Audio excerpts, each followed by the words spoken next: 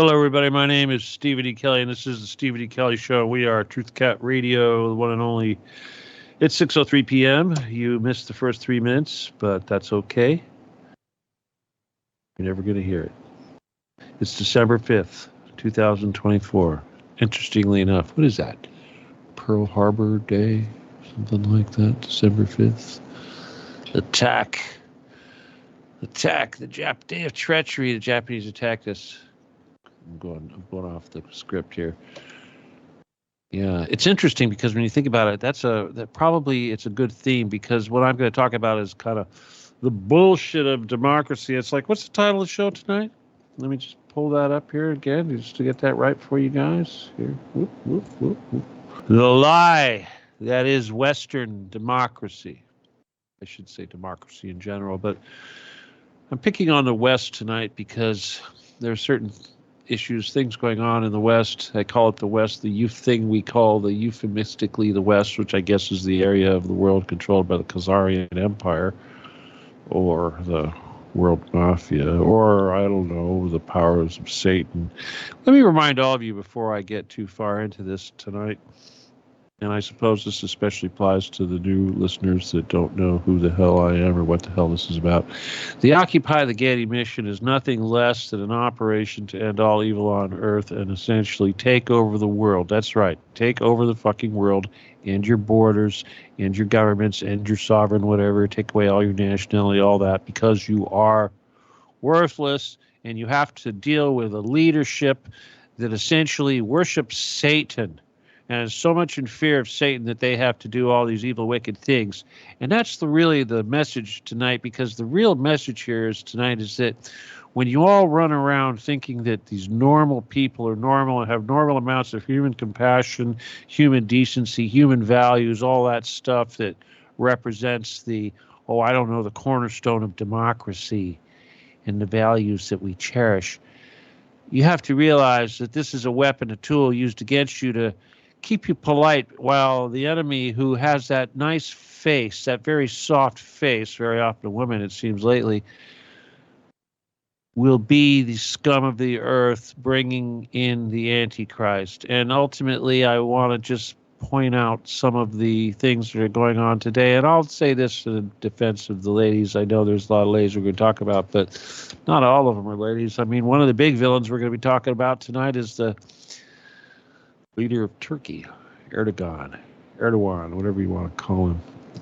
But anyway, I think he's one of my big demons tonight, and I'll put him right up there with Netanyahu and Biden and of quite a few others, Zelensky, etc., etc. Now, again, we normally deal with much higher enemies. We normally focus on the one thing that we know can cripple this enemy, which of course is the Getty mission. And then lately we've been diving into corruption on a more local level, such as the Vern Pearsons and the Harns, the Joe Harns, is that his name? The other part of the thing, the guys over there in El Dorado, you know. But as I look at it, as I get deeper into it and I learn more, I see that it's just so pervasive and so pervasive. And before I get into this other stuff, I'm just going to say one thing really quick. You can't get rid of Vern Pearson unless you recall him, and you can't recall him unless you have a candidate that you can field to replace him. Just like running for president, you got to get a committee to do these things. So, in other words, if you're going to have somebody that's going to be in this system, it's going to work in this system, it's going to be able to get through this crap, where are you going to find somebody like that isn't already corrupt? They are all corrupt. And hence the nature of the Occupy the Getty mission, which is basically assume everything is corrupt completely. And I'm not talking no Kash Patel type bullshit. I'm talking everything. But once again, let me get back to the stuff that I want to start sharing. I mean, all week I've been in angst and frustration and anger over the events going on in the world, mostly the Middle East, I suppose. You see, because years ago I had an interest in Syria.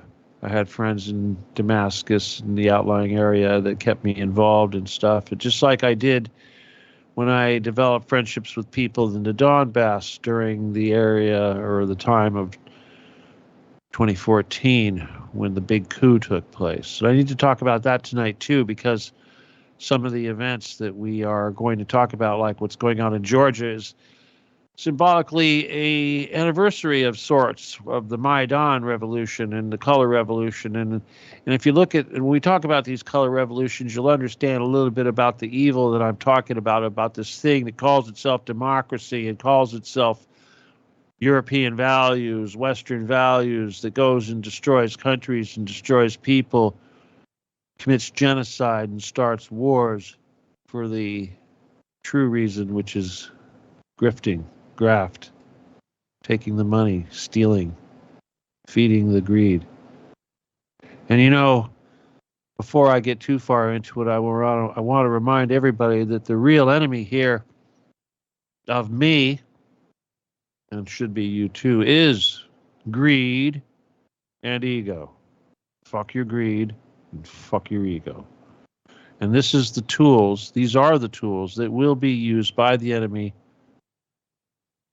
to disrupt everything else for everybody else, as we will see. So what got me pissed off? Well, shortly after Israel signed a ceasefire, which they violated and are violating with Lebanon, lo and behold, out of nowhere, ISIS, or in this case, a group that calls itself HTS for short, it's ISIS, CIA, Mossad, whatever the fuck, comes out of nowhere and overruns the city of Aleppo in Syria, which is, I believe, the third largest city in Syria. This is a city that essentially took a lot of abuse, but was never completely taken over during the entire war, when most of the country was taken over. It's been taken over. And you know, today, the reports are that they moved and they actually took over the second city down the freeway, which is, what is it? Ah, yes, there it is, Aleppo. Aleppo. They took Aleppo. Anyway, I'm very upset about that. And of course, in the West, it's being celebrated. They're saying, well, Assad's control is not that strong and all this sort of thing. And how could it happen? ISIS is back. Heads are already being chopped off, people. It's only been days, and heads are already being chopped off. And the defenses of Aleppo, as well as the defenses of Hama, that's the city that fell today, which is relatively close to Homs, which is relatively close to Damascus, fell without a lot of opposition. Now, before I try to answer how did this happen, I have to look at who's responsible. Who do we know is responsible? We know the Americans are responsible. We know the Israelis are responsible, Mossad, obviously, CIA. But we also know that Turkey is responsible. Now, a lot of people are playing nice with Turkey. They're saying, well, you know, they know Turkey's responsible. They know Turkey had a hand in this. They know Turkey had everything to do with it. And we'll discuss the reality of that real quick. But they want to pretend like Turkey had nothing to do with it. And of course, because this serves the Russians, it serves everybody. Turkey has big ego problems, or I should say Erdogan has big ego problems. He's not happy that he's weaker than Putin and his country is weaker than Russia, but they're going to exercise every little bit of pull they have. So this guy's a backstabbing bastard, Mr. Erdogan. I'll say it. But it turns out that a couple of things I found out today. One of the things I found out that really bothered me was the reason why these forces diminished. How did How did the Syrian Arab Army, this formidable force that was, well, I won't say completely responsible because the Russians had a lot to do with it, but certainly was very much involved in eradicating ISIS to a heavy degree. How did they fail? How did they let ISIS come back out of nowhere and take Aleppo? How did they just fail to defend Hama today? How did they do that? Well, you know, the Russians, if we look at the area right here, right there on the coast is Latakia. This is where the Russians have their air base. And the Russians, of course, are not going to get involved in anything that doesn't involve them unless it directly affects the Assad government. Well, here's the thing. When people first asked me about this, my answer was, why did it happen? Because Assad went easy on ISIS. He went easy on them. How did he go easy on them? He let them live. He let them occupy Idlib. He let all the survivors and all the refugees and all the beaten ISIS warriors flee to Idlib. And Idlib, which is a city between Aleppo and Latakia, became the haven for these guys. And apparently, I'm finding out today, during the negotiations with these guys, it was negotiated that Turkey would be responsible for basically bringing down the power of the ISIS forces that were left alive in Idlib. It was their responsibility. Why would it be their responsibility? Because they occupy territory which should be Syrian territory, which is essentially the area of north of Latakia and very southern part of Syria, right there, the north, well, I guess you would call it the northeast portion of it, country. I'm sorry, the southeast portion of the country. It used to be Syria. Now, Assad is not happy with Damascus, or not Damascus, but Turkey. Obviously, Assad is not happy with Turkey because there are Turks occupying area of Syria. And essentially, this is because they're worried about a Kurdish issue, which, of course, is something that the United States is forming in portions of Syria in order to facilitate the theft of oil and grain, which is sold through Turkey. This is stolen oil on territory that belongs to Syria, but it's being protected by the United States. So this is all bullshit. So Assad, if in my opinion, is perfectly correct in not negotiating with Turkey because Erdogan's an asshole. But Russia and Iran, who want good relations, are insisting that he does. So supposedly meetings have been set up. But the problem is now Russian forces, Iranian forces, etc., are pouring into Syria to fix this problem. How could this happen? How could this happen? You know, this didn't happen overnight. These people were trained. It took a long time to train these people, to recruit these people, to infiltrate professional fighters. A lot of people say that the whole purpose of this operation is, from a Mossad standpoint, was to direct attention away from Gaza, which of course is a source of huge amount of civilian casualties compared to what is, I think it's 10 times the amount of civilian, well, at least double the amount of civilian casualties in the entire Ukraine conflict in a period of less than a year. Pretty substantial. But the other thing I'm hearing now is that we also have Ukrainians directly working alongside these ISIS fighters as a way of supposedly redirecting forces away from Ukraine, of Putin. The other thing we have that's interesting is you've got Uyghurs. you've got essentially Chinese Muslims or Muslims or of area that has been conquered by China and Central Asia there that are fighting as terrorists. Somebody had to import them. So China wants to get involved in this. It's just a bunch of lies. What else I want to say about those guys before I move on? And then one of the other interesting things, or I shouldn't say interesting things, but things that makes me sick about this Syrian thing is that remember when they were blowing up all those Motorola phones and pagers over there in Lebanon? And we know who was doing that, of course, Assad. Well, guess what? All the pagers being used by the guys in Syria blew up the other day, too, interestingly enough. How'd they miss that? How did they forget that? Anyway.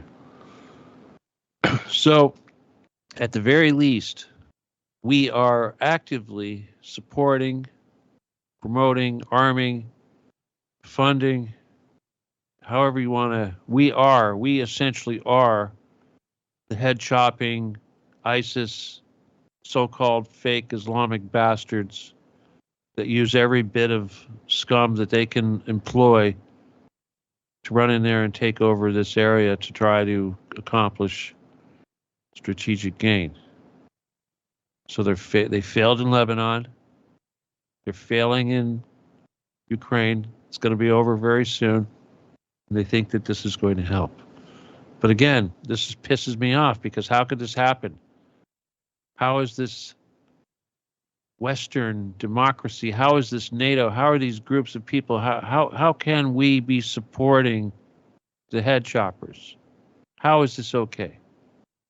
You know, in another country that's very close to the border of Russia, in fact, it's on the border of Russia, just a little bit north of Syria, on the other side of Turkey, on the border of Turkey, in fact, is Georgia, the country of Georgia. People go, where? What? Where is that? Which was destabilized. And I'm not going to go into the history of Georgia because I do have a little bit of experience with Georgia, but let's just say it's become one of those CIA havens that we essentially took over in order to try to create another front in the soft underbelly of Russia. So what's going on over there? Well, they're having riots. Almost 10 years ago to the day of the Maidan riots, which happened in 2014. Now here we are, 10 years later, 2024. We have the same kind of color revolution type riots going on in Georgia, trying to do the same thing. Now, why is this happening? Now, Georgia has a constitution. Georgia is one of these countries they're trying to pull into the Western thing, the EU. They're trying to turn it into NATO. They're trying to bring it into the kill Russians umbrella. And they have a leader. They have a president. Now, the presidency of Georgia is a figurehead role. It was only created here recently. It's like a lot of these European countries that have prime ministers and parliaments. They'll elect somebody as a president, kind of like Macron. We're going to talk about him. But it's really just a figurehead. And these guys in Georgia have a president right now who's slated to be basically replaced in January. I believe it's the 25th or something like this. And her name is Salome Zurabichvili. Anyway, this woman here is not a person that was born in Georgia. She's technically not even a Georgia citizen, but what she was born in was France. She's a French citizen. She grew up in France. She is the product of, well, let's just say people who ran away, immigrants. You know what I just found out right before the show, which is crazy, and it was unfortunate I didn't get to research it properly before the show, but it looks like to me, oh, here it is in Savalingrad, this woman here, this French-born president, Zurabichvili, I thought she was a Marxist. She acts like a Marxist, but what she really is, she comes from anti-communist. She's Nazi. She has Nazi roots. National Socialist. Not only that, but she's almost, you could say, the grandchild of a serious Nazi leader. I don't have his name here, but he was someone who was responsible for some serious atrocities in that part of the world. But she's actually related to this person. Now, she was brought in. She was recruited in Columbia University by Zbigniew Brzezinski. I can never pronounce this guy's name right. But if you don't know that guy's name, you should. But the bottom line is she is one of the enemy, as deep and dirty as you can get. Well, anyway, this is the deal. France made her an ambassador to this country of Georgia for France. And then they made a deal with the country of Georgia. They said, she's going to renounce her French citizenship, and you're going to give her Georgian citizenship. And then after that, she was elected president. She was installed as president. Now, here's the thing. This is what this bitch is doing. She's called out the riots. She's supporting these riots. She is refusing to step down. Her term is going to be over very early in January, and she is refusing to leave. And the authorities, the people that are running the government over there, have said that, no, when her time is up, she will have to vacate the building. Now here's the thing, and this is going to be a reoccurring thing, but the people that are opposed to this woman, who apparently was elected, 30% of the vote that got her elected was apparently cast by people outside of the country. Now, I'm not sure. This seems to be a reoccurring theme because I believe it happens also in Moldova, another country bordering Ukraine and, what is it, Turkey? No. We'll look at it. But anyway, we'll be talking about Moldova. Another color revolution brewing over there. But this woman, this Salome bitch, she knows it's over for her. She knows that her riots are getting increasingly violent. The people that are in these riots, these are these set up, same as Maidan. They've got these employees of the U.S. Embassy. They get these university students out there. They bribe them. They bribe them to be there.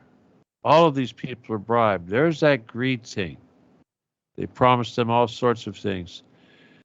Well, anyway, apparently her riots are faltering, and now she's come out and is calling upon school children, and I assume that means high schoolers and younger, to join the university students in harm's way, facing against the special police forces that are determined to keep another Maidan coup from taking place. And trust me, these people are violent.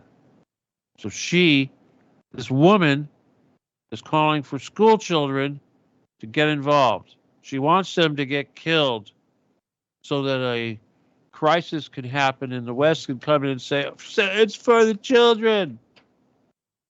Save the children. The bitch is evil. These countries are EU candidates. Another big country, what is it? Romania. Yeah, Romania. Let me see. They're having issues too. They're having an election. Romania, of course, is between Moldova is between Romania and Ukraine. Of course, Romania is very important in this so-called war against Russia and Ukraine. Well, here's the thing. Lo and behold, the people of Romania have decided that they're over this EU shit and this Project Europe, and they want to, think about Romania for Romanians and Romania first, kind of like we should be doing. And they had an election, and they elected the guy. They're in their second round of the elections, but in the first round of elections, the guy that won by a significant amount, they're calling a right-wing extremist. Georgescu, I think his name is. I believe he's an ex-footballer for Man United or something of this nature, but apparently he is charismatic and he comes off as not being too stupid, but I mean, why not? He doesn't look any different than the silly Salome. What can I say? He's got these funny notions that the concerns of Romanians should come before concerns of the EU. Just a funny, crazy thing, but that makes him a right winger. Now, bear in mind, we're talking about real live Nazis running around calling these guys right wing extremists. It's crazy. But that's our democracy. Again, that's our democracy, that wonderful thing we call Western democracy.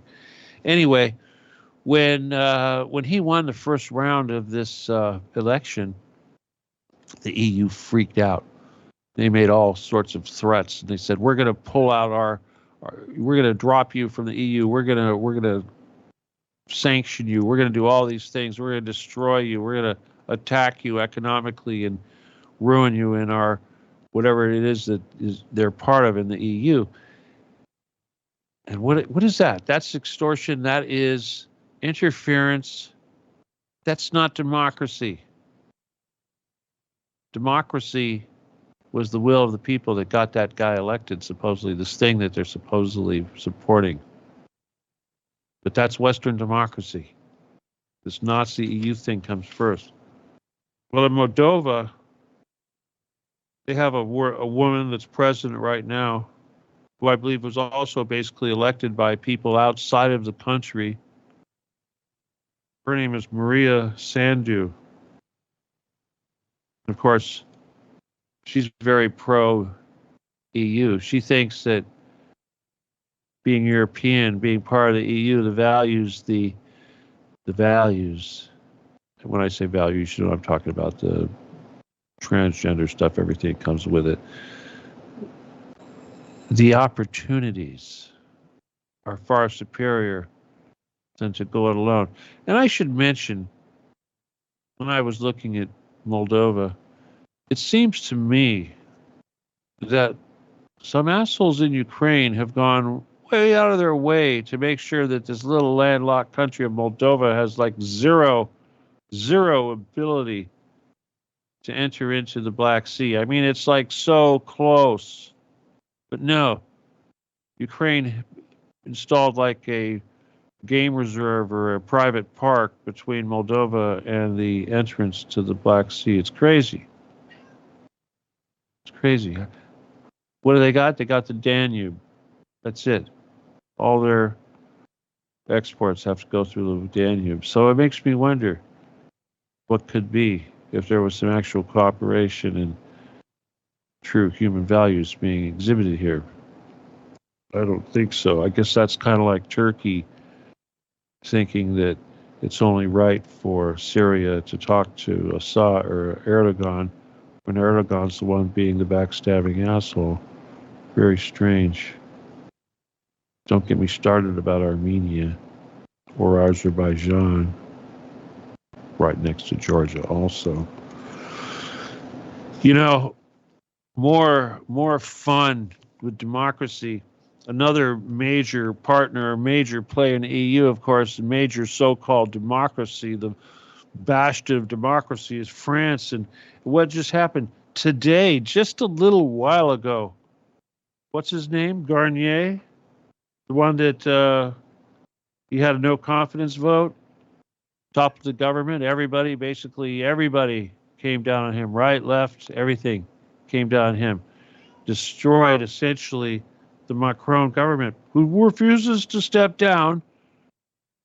That's how you show everybody how democracy is done. You lose completely, and yet you refuse to step down. Well, apparently Garnier just whatever his name is, correct me later. He just resigned tonight. He handed in his resignation tonight. Who's going to replace him?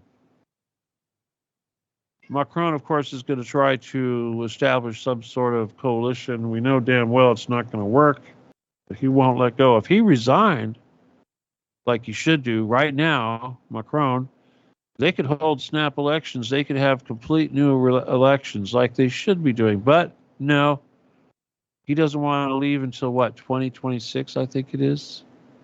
So, yeah, that's democracy for you, folks. That's democracy. You know, I want to talk about Germany and their democracy and what's going on with them. It's really funny.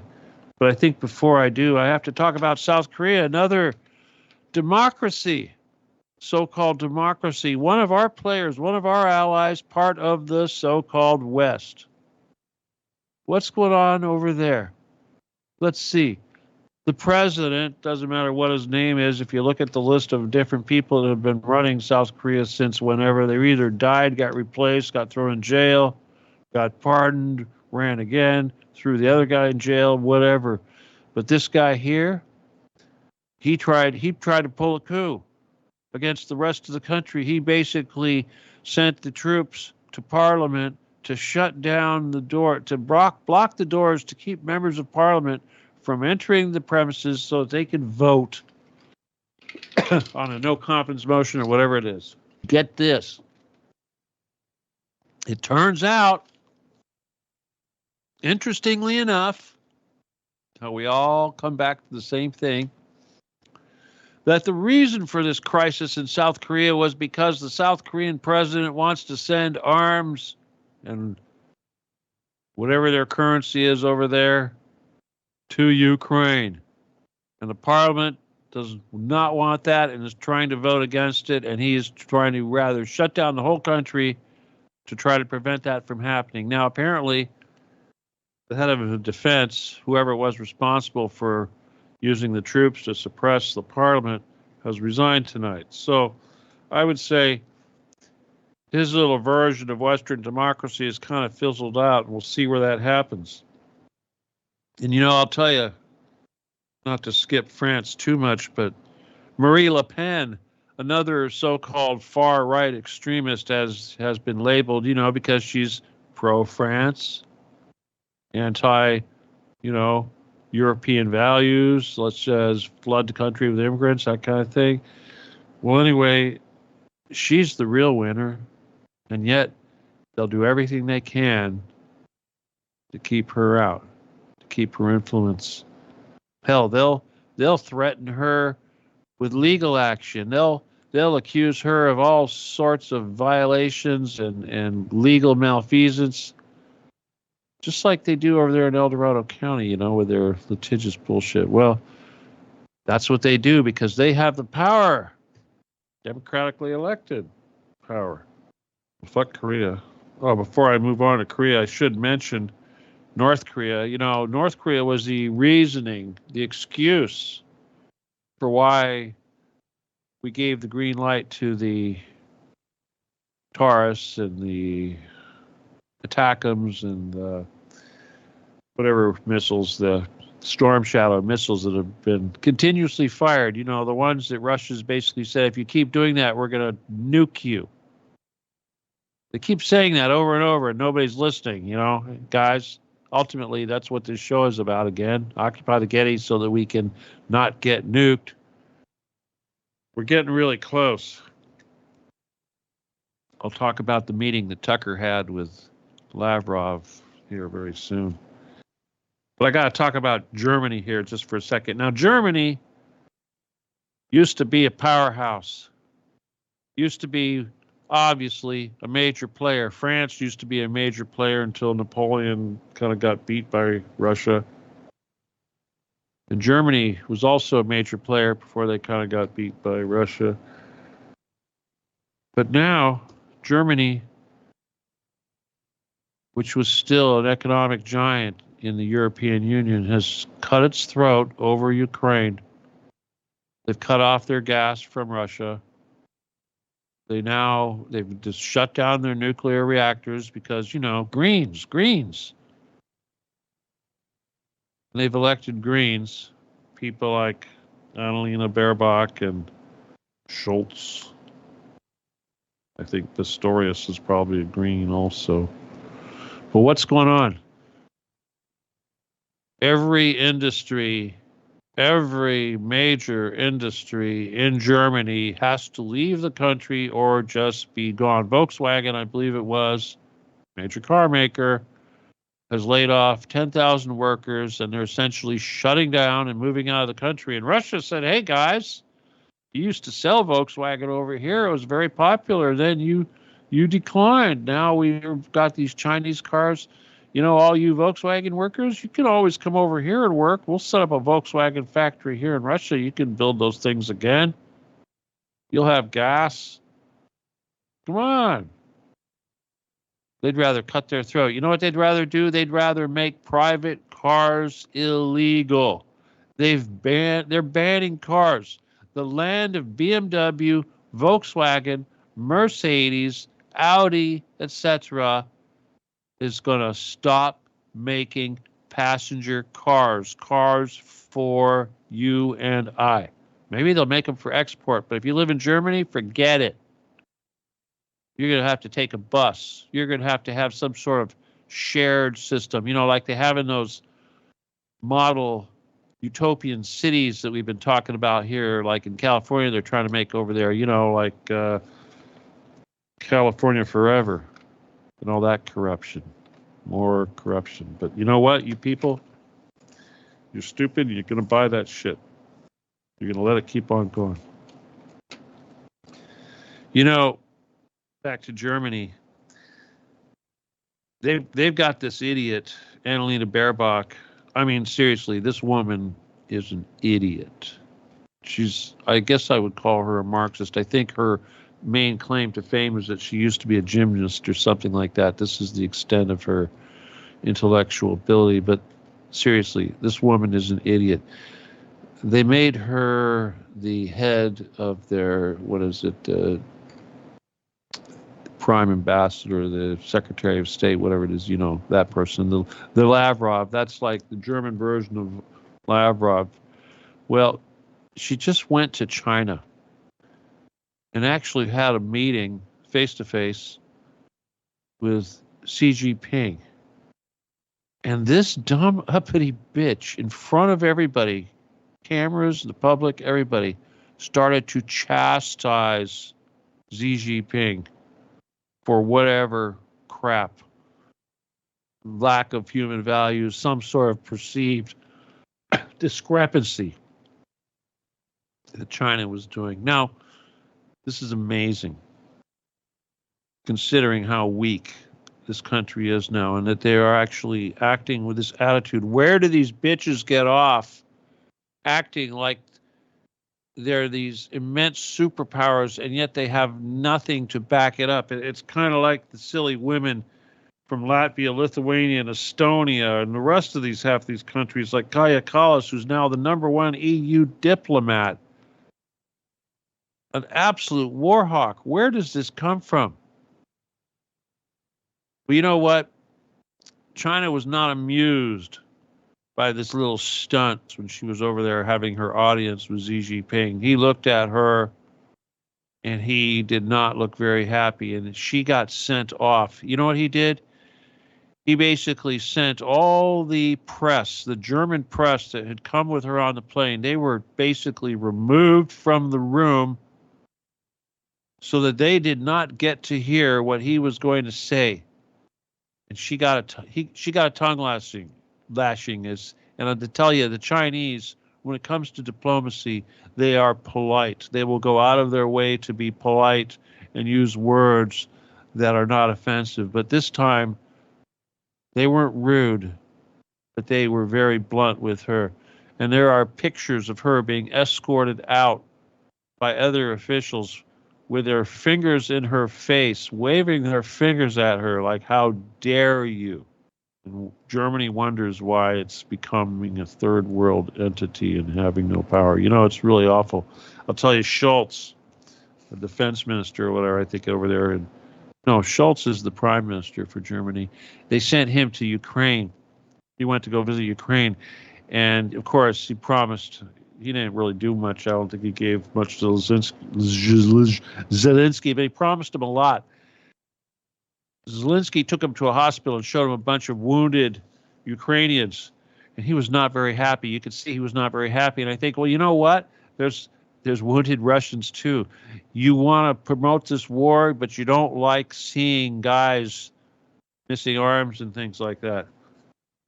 And yet, it's okay to wish that upon other people. Well, ultimately, I have to talk about our own democracy, Trump. and what have you. I didn't really want to get into the Trumpisms because the stuff that he's doing right now is really bad, but it's not just him. Even RFK came out and basically said that he thinks the Palestinians are the most pampered people on earth. How could you fucking say that? They live in an open air prison. They can't leave. They live in squalor, in dense squalor and poverty. And yet, you motherfucker, you call them pampered. How dare you? How fucking shameful is that? And yet, it goes on and on. Trump says that BRICS, which I'm not going to explain what that is, but if they adopt a currency, which they're going to do if they stop using the dollar, which they've already done, that all hell is going to come down from the United States. You know, here's the thing. Russia's being very polite, and they're waiting for Trump to come in, and everybody thinks that once Trump comes in, everybody's going to back down and listen to him, and it's all going to be good, and Russia's going to heel over, and he's going to show everybody who's boss. This is bullshit. They're just being polite. Trump is writing checks with his mouth right now when there is nothing in the account. He's saying that America is so mighty in the will of America, we're going to do this or we're going to do that. Let me tell you something. Sanctions don't work. If anything, they only make the enemy stronger and they make us weaker. But, you know, I'll tell you, one of the things they do, one of the countries that have been sanctioned, of course, is Syria. And the Syrian soldiers, the ones that didn't defend, why did they not defend Aleppo? Why did they run? Well, because, A, their commanders were paid off because they were bribed, because they fell victim to that greed and ego bullshit. And there was low morale because of corruption, and I'm not saying it's because Assad was corrupt, but he basically lost control and everybody became complacent. But if anything, they trusted the fox to take care of the hen house, and Idlib suddenly became capable of launching a massive attack, able to basically take out Aleppo within a day, which is bullshit. I want to talk about the stuff that Lavrov said. I think I want to leave with what he said. But before I do, I want to talk about another thing that the United States is doing as far as their tariffs and their attacks. One of the things they're attacking right now is Huawei, which of course is a Chinese chip phone maker. And one of the things they're doing is they've sent out all sorts of sanctions against a whole bunch of companies because they're supposedly helping Huawei make better chips. You know, like companies that do semiconductors and optics and components that go into the machines that do these things. Suddenly, anything high technology that goes anything anywhere near attacking the dominance of America and the West in the technology market is considered an offense. So this thinking is not going to work anymore. And the problem is that we don't have it anymore. So when Trump says he's going to do all these tariffs and we're going to stop buying Chinese goods, 100% markup of Chinese goods, who's going to make that stuff? You're going to import engineers from China? I don't think so. Anyway, I'm just going to finish off with the some of the things that Lavrov said.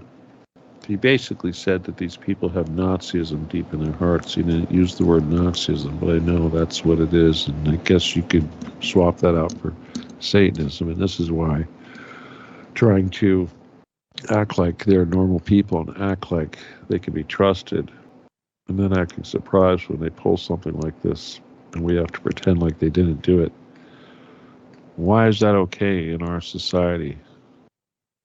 Why is it okay for us to fund and support the head choppers and unleash that on our enemies? It seems to me that we're the problem. You know, Biden wants to pardon Fauci. What did Fauci do? Genocide, mass murder. Since when can you pardon people for mass murder? That's democracy.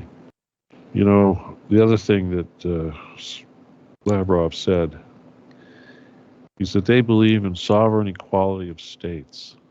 And that's the difference between them and us, because we believe in the rules-based world order, which are rules that we make which is essentially the New World Order. And they don't believe that. They believe in sovereign equality of states.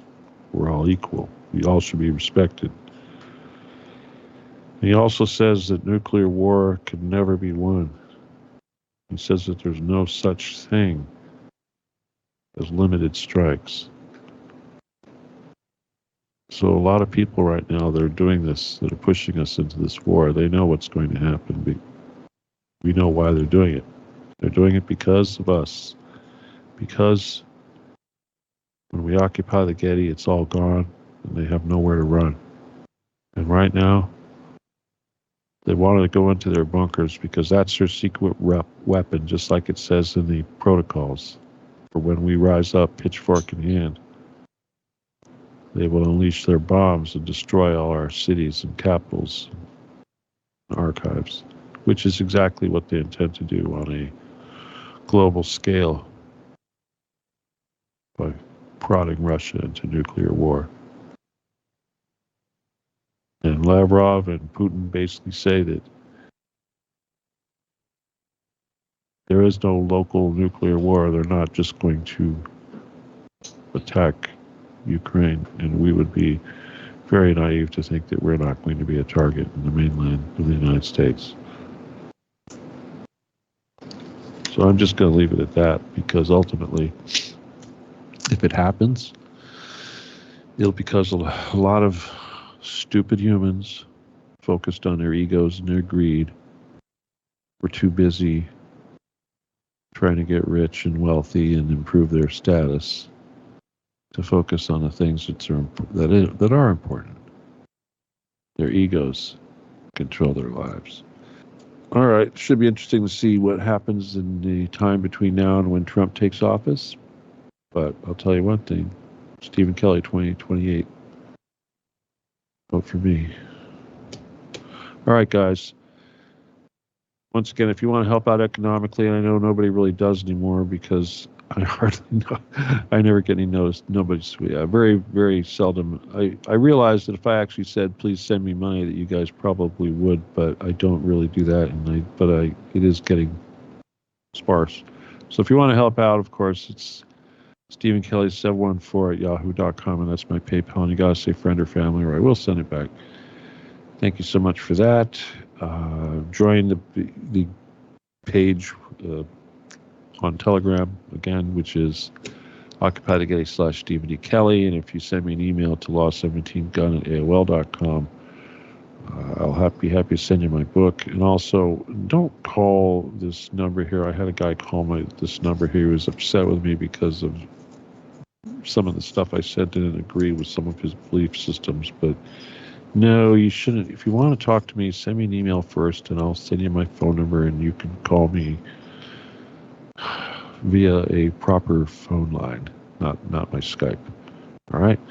So if you need anything, again, law17gun at AOL.com, and if you want to donate, it's Stephen Kelly 714 at Yahoo. All right? And I hope I see you in the group, and I appreciate all of you that stuck around for this time, this long. We've gone just about 55 minutes, a little less. And I'll remind you one more time that my name is Stephen D. Kelly, and this is the Stephen D. Kelly Show, and we are Truth Cat Radio. We're not a podcast. God, I hate that word, podcast. This is not a pod. What is a pod? Does that have something to do with a cell phone? No, there's no cell phone involved in this operation. Sorry, I don't know what that is. But anyway, thank you for listening. And if you are a new listener and you've never heard me before, I advise you to read my book. Again, send me an email, I'll send it to you. And get active, because I'll tell you, people, this is not entertainment. And I may seem cynical, and I may not seem like I give a damn, like I'm trying to appeal to you or sound professional to you. I may not have a ranch in my family for 5 generations, or some bullshit like that, or some sort of rich somebody behind me, but guess what? I'm the only one doing the work, and I need you to help me do it. All right? Trump's not going to do it for you. All right. Once again, my name is Stephen D. Kelly. This is the Stephen D. Kelly Show, TruthCat Radio, www.truthcatradio.com. All right. I'll see you guys next week. Thank you so much. Well, anyway, guys, Christmas is coming up. If you want to send me a Christmas card, I would appreciate it. You can, whatever, figure out a way to do that. Send me an email and I'll tell you how to do it. Anyway, if you do need healing, please just ask. Okay? Send me an email and ask me for that. I'll help you out. Okay. All right. Got my music queued up, ready to go. All right, all of you guys. Wooter, glad you're feeling better. Talk to you later. The rest of you guys, be good. Good night. God bless. Adios. And goodbye.